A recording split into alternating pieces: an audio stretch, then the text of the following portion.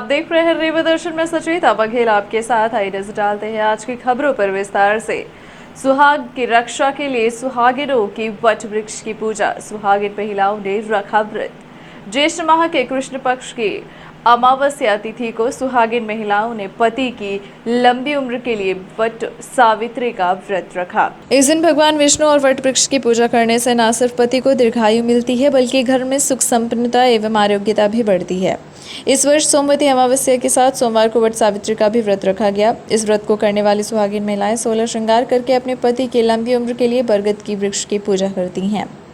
बरगद के पेड़ को चिरंजीवी कहा जाता है क्योंकि इस पर ब्रह्मा विष्णु महेश तीनों देवताओं का वास होता है। ऐसी मान्यता है कि इस वृक्ष पर हर वक्त माता लक्ष्मी का निवास रहता है, इसलिए बरगद के वृक्ष की पूजा करने पर महिलाएं कष्ट मुक्त, रोग मुक्त व भय मुक्त होती हैं। साथ ही साथ पति की लंबी उम्र के वरदान की भी प्रार्थना करती हैं, जिससे घर में सुख शांति बनी रहती है। वहीं गृह क्लेश की संभावना कम हो जाती है। सुहागिन महिलाएं 16 श्रृंगार करके टोकरी में सामान लेकर नजदीक में किसी बरगद वृक्ष के पास जाकर विधिवत उसकी पूजा अर्चना करती हैं और उस पर जल चढ़ाती हैं।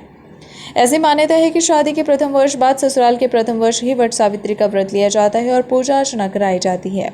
वट सावित्री की पूजा अर्चना के बाद महिलाएं व्रत का पालन करते हुए हवन फेरे लगाकर हाथ में एक दूसरे के बंधन बांधकर पति की लंबी उम्र एवं दीर्घायु की कामना करते हुए 108 फेरे लगाती हैं। इस व्रत को करने वाली महिलाएं काफी प्रसन्न मुद्रा में नजर आईं। वहीं जब हमने बात की तो आइए आपको सुनाते हैं महिलाओं ने इस संबंध में क्या कहा। वट सावित्री मैया की जय हो। आज वट सावित्री का व्रत है, आप सबको पता ही होगा। मेरी शादी के 7 साल हो गए हैं। मैं 7 साल से इस व्रत को अपनी श्रद्धा से कर रही हूँ और बहुत ही अच्छा लगता है इस व्रत को रखने के लिए। बाद मुझे सावित्री माता ने इस व्रत को किया था, अपने पति की उन्होंने रक्षा की थी। वैसे ही हम प्रार्थना करते हैं सभी सुहागनों की माता रक्षा करें, उनके सुहाग की रक्षा करें, उनके पुत्रों की रक्षा करें। जय हो। क्या क्या तैयारी की थी आपने? मैंने इसमें बड़ा बनाया जाता है, पूरियाँ बनाई जाती हैं और माता बट के फेरी लगाई जाती हैं। इन सब की तैयारी की थी मैंने। क्या विधान है पूजा का? पूजा का ये विधान है कि जैसे सुबह उठ के हम लोग इसके स्वच्छ कपड़े धारण करके स्नान करके फिर 12 बजे इसकी पूजा की जाती है और 12 बजे के पहले हम लोग पानी वगैरह नहीं पीते हैं। सावित्री माता का ध्यान रखते हैं। दिन भर गणेश जी की पूजा की जाती है। उसके बाद जब 12 बजे बट दादा के पास आके इनकी पूजा करने के बाद ही इनके फल से ही हम लोग व्रत तोड़ेंगे। क्या नाम है आपका और कहाँ रहते हैं? मेरा नाम है प्रीति चतुर्वेदी। मैं शादी के बाद तो सीधी चली गई हूँ, वैसे अभी रीवा में ही हूँ, मायके में। जैसे हम लोगों ने पपड़ी गुलगुला सब बनाया, फल फूल, यहाँ पंखे की पूजा होती है। सुबह से हम लोग व्रत रहें और वही पूजा हुई। ये आपका पहला वर्ष है? हाँ, हमने पहली बार व्रत रखा अपनी पति की लंबी उम्र के लिए। वट सावित्री की पूजा का विधान है कि ये जेठ मास की अमावस्या को ये व्रत किया जाता है। ये व्रत सभी महिलाएं अपने पति की लंबी उम्र के लिए करती हैं और सुबह से व्रत रहती हैं, निर्जला व्रत रहती हैं और पूजा करके और 12 बार फेरी दे के और फिर उसके बाद में आरती करके परिक्रमा करके और फिर उसके बाद व्रत तोड़ती हैं। विगत सप्ताह रीवा जिले की नईगढ़ी जनपद पंचायत अंतर्गत जोधपुर क्षेत्र में इंजीनियर ग्रामीण यंत्र की सेवा हरीश शर्मा और उसके साथियों द्वारा कमलेश उपाध्याय और सोनू उपाध्याय के ऊपर स्कॉर्पियो चढ़ाकर हत्या किए जाने का मामला सामने आया है। मामले में सामाजिक कार्यकर्ता एवं आरटीआई एक्टिविस्ट शिवानंद द्विवेदी ने एक बार पुनः आवाज बुलंद की है और रीवा कलेक्टर कार्यालय के सामने धरने पर बैठे सामाजिक कार्यकर्ता कुंज बिहारी तिवारी समेत उपाध्याय परिवार का सपोर्ट किया गया। शिवानंद द्विवेदी ने कहा कि मुख्यमंत्री मध्य प्रदेश शासन शिवराज सिंह चौहान एवं गृह मंत्री नरोत्तम मिश्रा को स्वयं आगे आकर तत्काल मामले को संज्ञान में लेना चाहिए और कार्यवाही करवाना चाहिए। किसी भी स्वस्थ और स्वच्छ लोकतंत्र में धरना प्रदर्शन और शांतिपूर्ण ढंग से प्रोटेस्ट करने का अधिकार लोकतंत्र में अहम माना जाता है और जिस प्रकार 4 दिन से बैठे हुए मृतक और पीड़ित के परिजन जिला कलेक्टर कार्यालय रीवा के सामने न्याय की गुहार लगा रहे हैं और प्रशासन आंख में पट्टी बांधे हुए है, वह अत्यंत दुर्भाग्यपूर्ण है। यही नहीं, जिम्मेदार अब तक 302 हत्या का अपराध तक दर्ज नहीं कर पाए हैं। इससे पूरे शासन प्रशासन की निरंकुशता साफ जाहिर होती है। उन्होंने सीधे प्रदेश सरकार और जिला प्रशासन पर भी कई सवाल खड़े किए हैं। रीवा जिले में 75 पंचायतों में कराधान घोटाला हुआ था। वास्तव में देखा जाए तो मध्य प्रदेश की 1148 पंचायतें थी। गंगेओ जनपद की 38 ग्राम पंचायतों में इसकी शिकायतें की गई और शिकायतों में बिंदुवार 17 बिंदुओं पर जांच मांगी गई। 3 स्तर पर भ्रष्टाचार हुआ। करारोपण, जो पंचायतें कर लगाती हैं और उसके एवज में सरकार उन्हें परफॉर्मेंस ग्रांट देती है। दूसरा, जो राशि आई परफॉर्मेंस ग्रांट, उसका बंदरबाट कर दिया गया किसी शिव शक्ति ट्रेडर्स और अन्य के खाते में डालकर बिना मनरेगा कन्वर्जेंस की। तीसरा स्तर पर घोटाला, जो कार्य योजना तैयार की गई उनमें से कई काम पहले से थे और उन्हीं कार्यों को नया बताकर किया गया। फिर एक चौथा भी कि उन कार्य योजनाओं के आधार पर जो कार्य किया गया वो गुणवत्ता विहीन है और उनका सही पूर्ण मूल्यांकन बताया गया। दोषियों में प्रमोद ओझा, जो तत्कालीन जनपद सीईओ, बालेंद्र कुमार पांडे और साथ में राजेश सोनी लिपिक, जिनके विरुद्ध शिकायतें की गई और वो 38 पंचायतों के जो सरपंच सचिव थे वो, जिनके विरुद्ध शिकायतें की गई उन्हीं से बयान लिए गए। जिन पर चोरी का आरोप है, डकैती का, उन्हीं से बयान लिए गए। वह स्वाभाविक तौर पर कहेंगे कि हमने चोरी डकैती नहीं की। पूरा का पूरा जांच प्रतिवेदन अभी आया है। सीईओ जिला पंचायत रीवा श्री स्वप्निल वानखेड़े के अंतिम सिग्नेचर के माध्यम से आरटीआई से प्राप्त हुआ है। इसमें 22 ग्राम पंचायतों को कार्य योजना के आधार पर किए गए कार्य की पूर्णता प्रमाण पत्र दिए जाने और उन्हें उस मामले में क्लीन चिट दिए जाने का भी मामला सामने आया है। धारा 4092 की SCN जो जारी की गई थी उनको भी वापस कर लिया गया। तो ये स्थितियाँ हैं वर्तमान में इसकी। लोकायुक्त को मामला भेज दिया गया है जांच प्रतिवेदन। हमारा इसमें सिर्फ यही कहना है कि यह त्रुटिपूर्ण जांच प्रतिवेदन है, पक्षपातपूर्ण है। जिन पर आरोप है उन्हीं के माध्यम से जांच करवाया गया है, उन्हीं के बयान लिए गए हैं। और यदि राशि का बंदरबाट हो गया था तो उस राशि के अगेंस्ट में कार्य योजना बनाकर कार्य किए जाने का सवाल ही नहीं पैदा होता। राशि सीधे। सड़क दुर्घटना कम करने यातायात जागरूकता कार्यक्रम संपन्न। सड़क दुर्घटनाओं में कमी लाने और लोगों को जागरूक करने के उद्देश्य से रीवा पुलिस द्वारा कॉलेज चौराहे पर कार्यक्रम का आयोजन किया गया, जिसमें विभिन्न विभाग सहित कई सामाजिक संगठन उपस्थित हुए। इस दौरान सड़क दुर्घटना की रोकथाम पर भी चर्चाएं की गई। रीवा के कॉलेज चौराहे पर यातायात पुलिस द्वारा आज एक जागरूकता कार्यक्रम का आयोजन किया गया। इसमें एसपी रीवा, आरटीओ रीवा सहित कई सामाजिक संगठन इकट्ठे हुए, जहां आए दिन हो रही सड़क दुर्घटनाओं व उनसे बचाव को लेकर चर्चा की गई। साथ ही यह भी सुनिश्चित किया गया। एसपी ने कहा कि पुलिस व संबंधित विभागों द्वारा मिलजुल कर लगातार जिले में सड़क दुर्घटनाएं रोकने के प्रयास किए जा रहे हैं। सड़क सुरक्षा समिति की बैठक हम ऑफिस में ना करके सड़कों पर कर रहे हैं और हाईवे पर बने अनचाहे कट को विभागों द्वारा बंद कराया जा रहा है, जिससे हाईवे पर होने वाली अनचाहे सड़क दुर्घटनाओं से बचा जा सके। साथ ही यातायात नियमों, हेलमेट लगाने आदि के लिए लोगों को जागरूक किया जा रहा है। समाज सेवी संगठनों के माध्यम से जन जन को जागरूक किया जाएगा, जिससे सड़क दुर्घटनाओं में कमी लाई जा सकेगी। रीवा जिले में एक्सीडेंट से होने वाली मृत्यु की संख्या कम करने के लिए हम लोग सभी डिपार्टमेंट आपस में मिलकर टीम के रूप में काम कर रहे हैं और इसमें हम लोगों ने अनुभव किया कि हमें पब्लिक पार्टिसिपेशन बड़ी मात्रा में चाहिए। जनता की भागीदारी बहुत बड़ी आवश्यकता है। इसको देखते हुए आज ये कार्यक्रम रखा गया था। इस कार्यक्रम में हमने कुछ संगठनों को आमंत्रित किया और संगठनों के माध्यम से अपनी बात जनता तक पहुंचाने के लिए बहुत सरल भाषा में, सरल रूप में उन संगठनों से आग्रह किया है।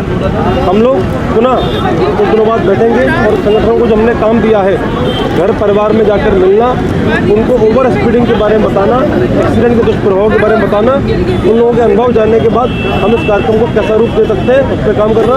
साथ ही साथ आपको एक बात और बताऊंगा, हम लोगों ने 2 नए प्रयोग रीवा जिले में किए हैं एक्सीडेंट की दर कम करने के लिए।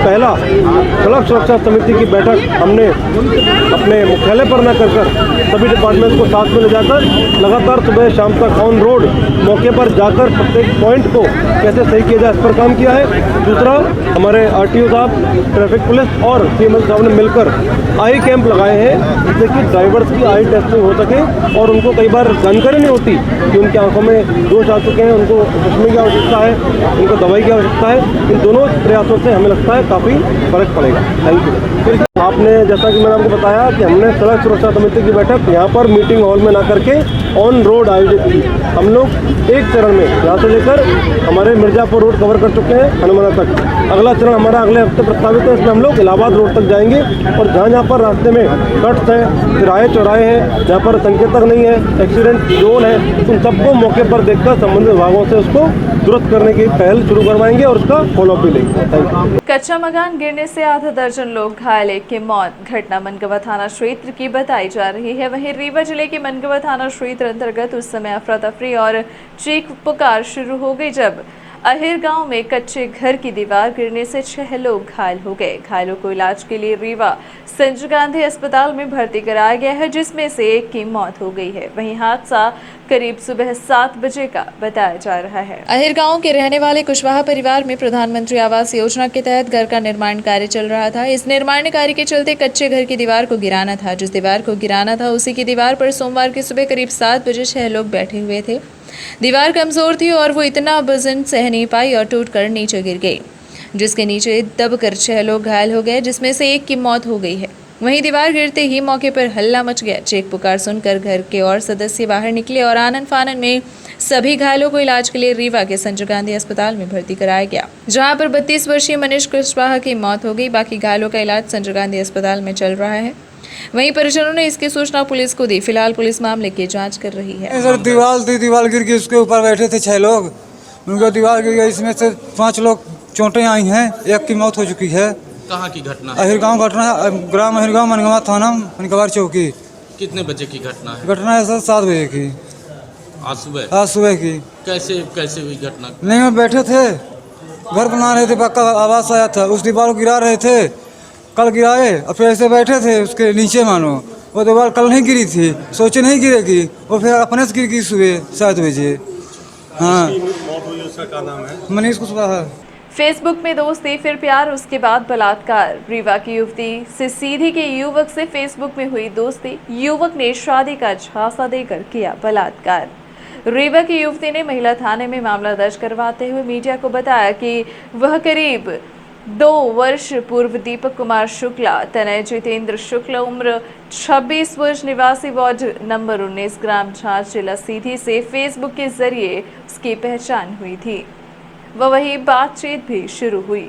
फिर धीरे धीरे दीपक शुक्ला उसके घर आने लगा और उसके मम्मी पापा से बातचीत करना शुरू कर दिया तथा उसने ये भी कहा कि उसने मुझसे शादी करने का वादा किया तथा जीवन भर साथ निभाने की कस्में खाकर 9 फरवरी 2022 को रानी तालाब मंदिर रीवा में मेरे मांग में सिंदूर डालकर तथा फूलों की माला पहनाकर मुझसे शादी किया तथा उसी दिनांक से मेरे साथ जबरदस्ती शारीरिक संबंध बनाता था।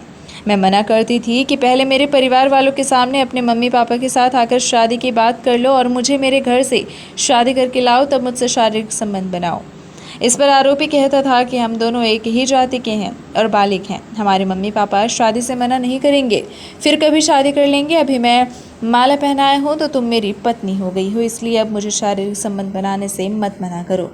इस प्रकार वो मेरे साथ मेरे घर पर लगभग 7 दिनों तक पति के रूप में रहकर लगातार मेरे साथ संबंध बनाता रहा। फिर अचानक आरोपी कहने लगा कि अब मैं तुम्हें अपनी पत्नी नहीं मानता, मेरे मम्मी पापा जहां बहुत सारा दहेज मिलेगा वहां मेरी शादी करेंगे और तुम अब मुझसे मिलने की कोशिश भी मत करना। वहीं युवती ने रीवा के महिला थाने में शिकायत दर्ज करवाई है। अब पुलिस मामले की जाँच कर रही है। क्या शिकायत लेकर आप महिला थाने पहुँची? जी, मुझे पहले फ़ोन में हमारी और दीपक की बात हो रही थी और फेसबुक पर बात हुई थी।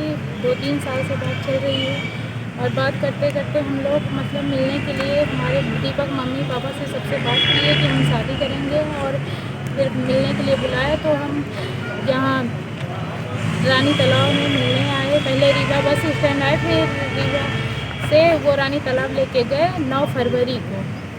फिर इसके बाद वहाँ पर हमसे माला डालकर सिंदूर डालकर मंदिर के सामने शादी किए और वादा किए और इसके बाद बोले कि वहाँ हम चले जाएंगे। फिर चलो हमारी बहन, एक बहन थी उनकी जो मतलब ललिता तिवारी बनकर आई थी और इसके बाद उन्होंने कहा कि चलो हमारी बहन के घर चलते हैं, पर उनकी बहन उस समय नहीं थी तो हमने कहा कि हम बहन के घर नहीं जाएंगे, पहले आप हमारे घर चल के बात करो। और फिर बात करने के लिए बोले तो वो बोले कि आज जाओ तुम हो गया घर और फिर हम आके बात करते हैं। फिर 11 फरवरी को हमारे पास फ़ोन लगाए और बोले कि वो तुम कहाँ हो, तुम्हारे घर वाले कहाँ हैं। जब मैं मनगावा की रहने वाली एक महिला है जो थाने में आकर शिकायत पत्र पहले दी थी कि कोई सीधी का रहने वाला एक युवक है जिसका नाम दीपक शुक्ला है। उसके दोनों ने आपस में मतलब यहाँ रानी तालाब के आसपास कोई घटना क्षेत्र बता रही है जहाँ दोनों ने एक दूसरे की मांग में सिंदूर डाला है, परंतु उसके पास कोई ऐसे शादी करने के साक्ष्य तो नहीं है, लेकिन शादी करना बता रही है। उसके बाद 8-10 दिन उस लड़के के साथ रही, फिर वो उसको छोड़कर चला गया, जिसमें आवेदन पत्र लेकर और शिकायत पत्र की जांच की जा रही है। दोनों की पहचान फेसबुक के जरिए हुई थी आपस में? हाँ, इसका कहना है कि फेसबुक के माध्यम से ही पहचान हुई थी, उसके बाद ही हम संपर्क में आए। और मामले में किसी ललिता नाम की एक महिला का जिक्र हो रहा है जो करीब 2.5 लाख रुपये का जेवर उनसे ली है।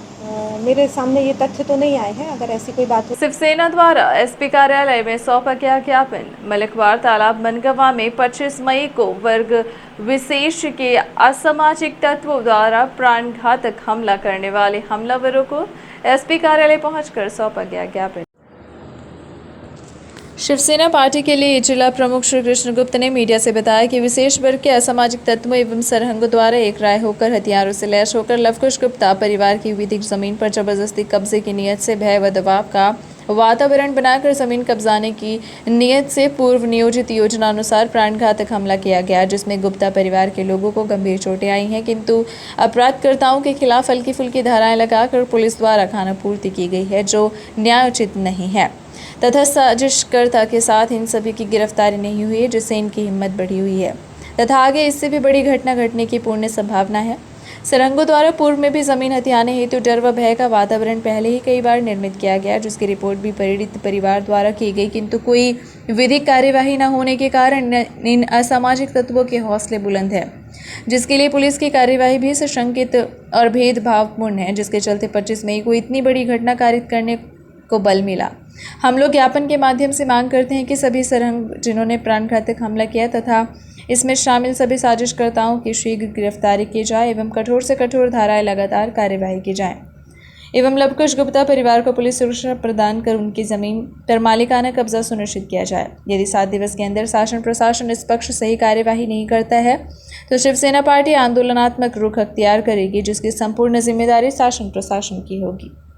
आज किस संदर्भ में ज्ञापन सौंपा गया एसपी महोदय? 25 तारीख को मनगवा में मलकपुर तालाब के ऊपर जो ईदगाह बनी हुई है उसके बगल में गुप्ता परिवार की लीगल ज़मीन है, जिसके वो वैधानिक मालिक हैं, और ये शासन प्रशासन के नॉलेज में कई सालों से मैटर है।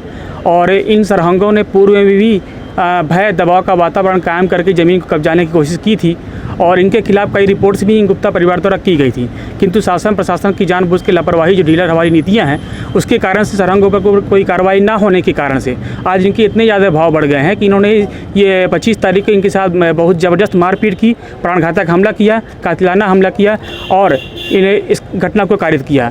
फिर भी शासन प्रशासन अभी भी सक्रिय नहीं दिख रहा है, क्योंकि मात्र 2-3 लोगों की गिरफ्तारियाँ खानापूर्ति के रूप में की गई है और जो घटना कारित करते समय वहाँ पे बगल में जो मकान बना हुआ है और जो उनके पूर्व में जो छिद्दा और इनके समर्थित लोग जो वहाँ पे हैं, यहाँ पे 25-30 लोगों की संख्या में वहाँ पे जो थे और भारी असलहे के साथ में भी थे और पूरी प्लानिंग के साथ में जैसे गुप्ता परिवार ने वहाँ पे अपनी गिट्टी वगैरह सामग्री मकान निर्माण के लिए गिराई, वैसे ही लोगों ने उसके साथ विवाद शुरू कर दिया और 2-3 लोग वहाँ पे थे तो उनके बहुत ज़्यादा प्राणघातक हमला किया, जिसकी जितनी निंदा की जाए कम है। यदि हो सकता पूर्व में जो FIR हुई थी इनके ऊपर त्वरित कार्रवाई हो जाती तो ये घटना इस तरह की आज कोई कारित ना होती।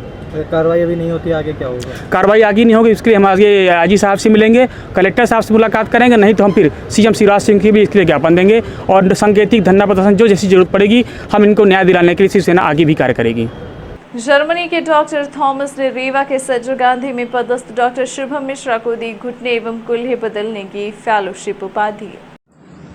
एक बार फिर से बिंदी के लाल ने देश की राजधानी दिल्ली में रीवा का नाम रोशन किया। संजय गांधी में पदस्थ हड्डी एवं जोड़ रोग विशेषज्ञ assistant professor doctor Shubham Mishra ने दिल्ली में संत परमानंद हॉस्पिटल एवं दिल्ली ट्रामा सेंटर में जर्मनी से आए हुए डॉक्टर साइमन थॉमस के साथ मिलकर घुटने एवं कुल्हे के लेटेस्ट गाइडलाइन एवं नई रिसर्च में काम किया, जिसमें उन्होंने घुटने के करीब 200 और कुल्हे के 70 सफल ऑपरेशन किए।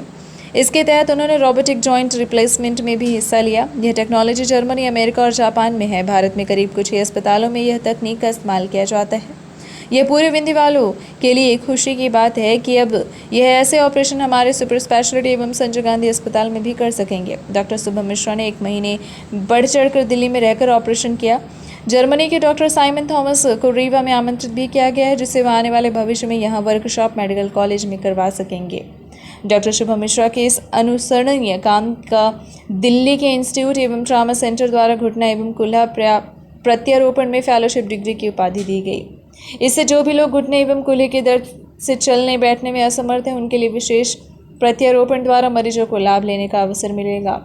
इस फेलोशिप की उपाधि पाए जाने पर अस्थि रोग विभाग के विभाग अध्यक्ष doctor Pankaj Kumar Laktakiya, professor doctor Amit Chaurasia, doctor Vidyabhushan Singh, doctor PK Verma एवं अन्य साथी द्वारा बधाइयाँ दी गई। इस उपाधि को पाने के लिए डॉक्टर शुभम मिश्रा ने बहुत मेहनत करी।